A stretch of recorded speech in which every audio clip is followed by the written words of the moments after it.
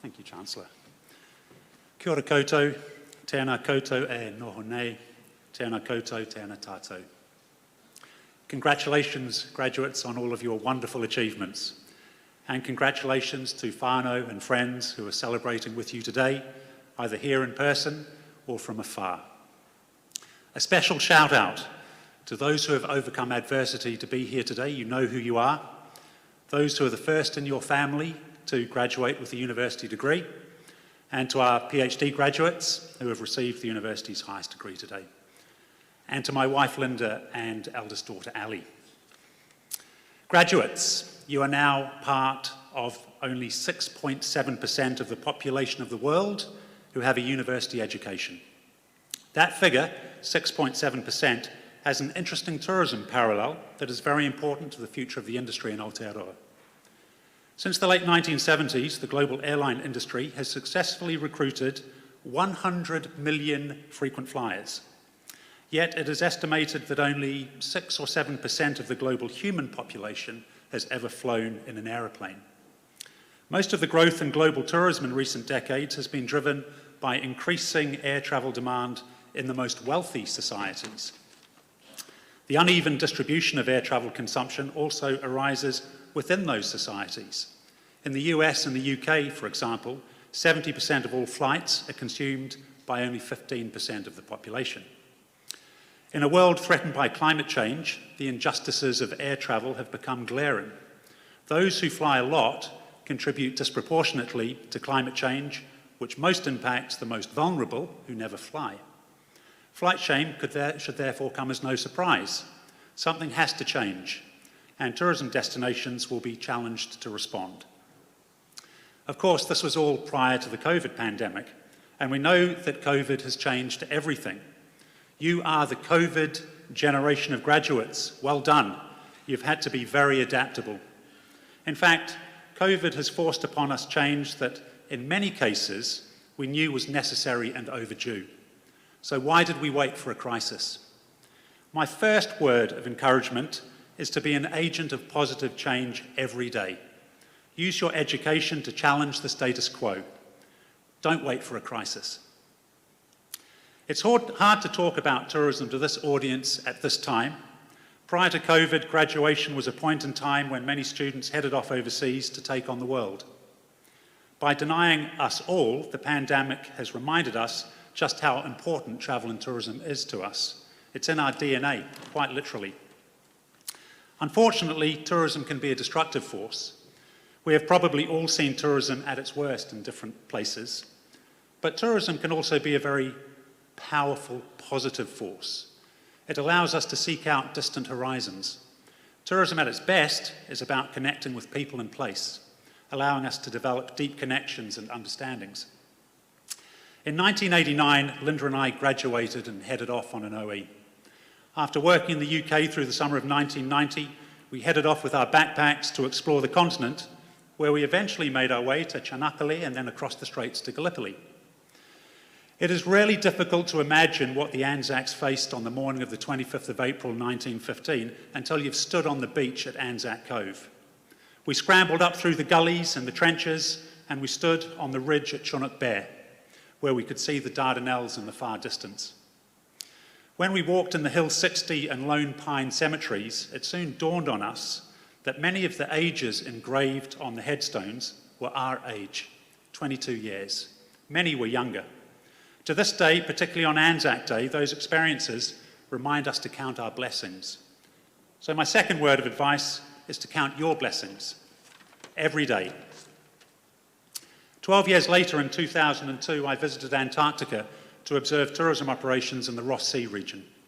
I'd read all about the age of exploration and was familiar with the competing accounts of Scott's fateful polar expedition of 1910 to 1912. I'd been convinced by Roland Huntford's book, The Last Place on Earth, which portrays Scott as incompetent when compared unfairly in many ways to his Norwegian polar counterparts. When I visited Scott's hut at Cape Evans, which is full of incredible artefacts left there over a century ago, I was transported back in time. I can remember being alone in the hut and half expecting a figure from the past to open the hut door and walk back in at any moment. But the real eye-opener for me was when we flew up to the polar plateau. From a tiny speck of a helicopter, I looked down on the vast glaciers below. Bear in mind that the Beardmore Glacier is 200 kilometres long, a labyrinth of yawning, bottomless crevasses. I tried to imagine anyone trying to haul sledges up that mighty glacier in such challenging conditions. It was both awesomely beautiful and awesomely intimidating. That forced me to reconsider what I'd read, and I gained a whole new respect for all of those early Antarctic explorers. That experience reminds me to never rush to judgment. So thirdly, formulate your own views and reach your own conclusions, but be cautious in your judgments until you are confident that you are well informed. Today, you are graduating with more than a degree because of the certain qualities that make Otago graduates unique. Otago graduates are products of a university town with a campus that's the envy of many universities around the world, residential colleges and beautiful architecture, but you're also the product of the so-called Otago experience. In the final year of her geography degree, my daughter completed a really interesting group research project that addressed this question. Do Otago undergraduate students still identify with the Scarfy culture? 97% of the students they surveyed said that they absolutely did. To students themselves, that meant having fun, enjoying yourselves together, named flats, the hour of power, cold flats, being constantly cold, 2-minute noodles, probably cold, the zoo, Castle Street, helping each other and making friends. These are aspects of the student experience that are absolutely unique to Otago.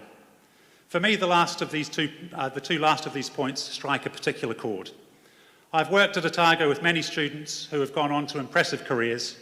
Some have, years later, recounted little things that I did to help them, things that I had long forgotten, insignificant things, things that cost me absolutely nothing other than perhaps a few minutes of my day.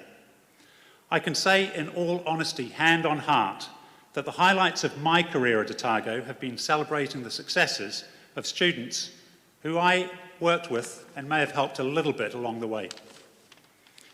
It is a little-known fact that Otago students offer help and contribute enormously to the community while living and studying in Dunedin. I didn't realise that Otago is the only university in New Zealand where students organise a relay for life. Last month's student relay raised close to $110,000. That is phenomenal. After the event, it emerged that one student ran over 100 kilometres during the relay. The Cancer Society thanked him with a $40 supermarket voucher and a voucher for a massage. No doubt he deserved that after running 100 Ks. He immediately donated the vouchers to a person at Daffodil House who was receiving cancer treatment. So fourthly, keep helping others. The help that you offer will never be forgotten. Help given is often repaid many times over in ways that you would never expect. That has certainly been my experience. Otago has enriched my life in countless ways, but I think the thing I most value is the lifelong friendships that I made here as a student. A study from the Warwick Business School published in 2008 found that the benefit of having a good friend from a happiness and life satisfaction perspective is equivalent to an extra £85,000 in annual salary. That is an extraordinary figure, but it doesn't surprise me. I couldn't put a price on the friendships that I made as a student studying at Otago. So finally, treasure the friends that you've made here. If you're as lucky as I have been, they will add many layers of richness to your life. For now, the world is at your feet. Ko te pai tāwhiti, whaia kia tata, ko te pai tata, whakamawa kia tina. Seek out distant horizons and cherish those that you attain. Enjoy the journey and congratulations once again. Kia ora.